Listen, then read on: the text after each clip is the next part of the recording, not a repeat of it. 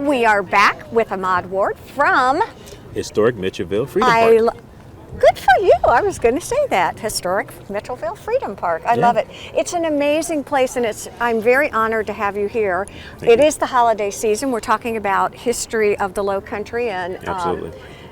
We want to hear a little bit about, you've got an event coming up right now that's pretty much a tradition for you all. Absolutely. We have been doing some kind of function in the park around the holiday kickoff since 2017. Okay. Of course, 2020, we couldn't be around each other like we could. So I missed that. I did too. So we decided, oh, well, we got some money to spend for a grand project. Let's do a holiday ride through the park and put some lights out there. Thinking we'll get some people to come. We had like 2,500 people come over a 3-day period from 6 to 8. So we all went. It was fabulous. Yeah, they told me I had to do it again. So we're doing it again, the 4th, 5th, and 6th, holiday nights and lights. That sounds great. For the 3 people in the Lowcountry, or maybe visitors don't know, talk to us a little bit about Mitchelville, because I think it has such a rich and deep history. I grew up with the history.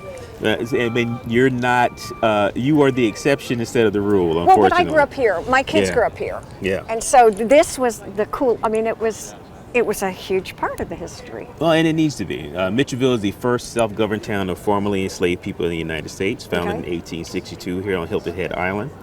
And this place was happening where people had their own property, they had their own set of government, they had the first mandatory school system in the state of South Carolina, they were able to vote on their whole lifestyle. Mayor, council, they had stores, churches. This is happening in the Civil War during enslavement. And I think when I hear that, I have to go back to what you're really saying, and that is they had their own government. Yeah. They had their own mandatory schools. Exactly. I mean, those are big deals. Absolutely, and this is the 1860s. So what did that really look like, practically speaking? Well, Orange v. Mitchell, who came to run the Department of the South, because Hilton Head was the Department of the South for the Union Army, saw the conditions of the people that were here and decided to give them this property. And so even though Mitchell unfortunately passed away from yellow fever about 45 days into this project, they kept his ball rolling because they understood if they can build something here that can honestly serve as like a rehearsal for Reconstruction. Yes. It was what all freedmen towns could look like in the 20th century. Okay. And it was a self-contained community that boasted about 3,000 people, had 500 homes. We see this as where freedom began, because it was not just physical freedom, it was freedom of mind, it was freedom to keep your families together, it was empowerment, entrepreneurship, opportunity to say, this is mine, I own it, we built it. I've always wondered this, was there a core of the community? Was the church the center of the community? Church would have been the center. So the mayor of Mitchelville was a pastor of First African Baptist Church. Okay. So the church is going to be where everything happens. That's where all education happened before the school system came in place. That is where you settle disputes. That was like town hall. It was the courthouse. Everything happened at the church. And so the church is the center of everything that was happening around Mitchelville life.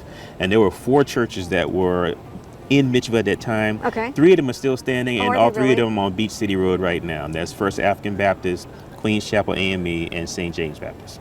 What do you think is when you ask people to come and visit, and we go to Mitchelville and we walk through Mitchelville and we really learn, what is something you think surprises people?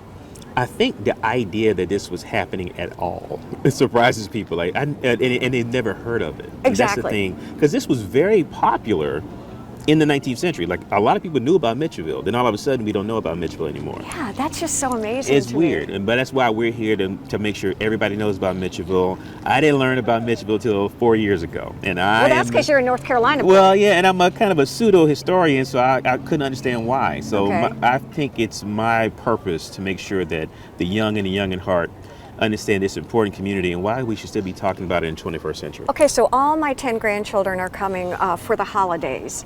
We have to go. Do you have hours? What are your hours? Sure. 6 to 8. That is the 4th, 5th, and 6th. That's Saturday, Sunday, and Monday. Don't come on Friday. Okay. Saturday, Sunday, and Monday. Okay.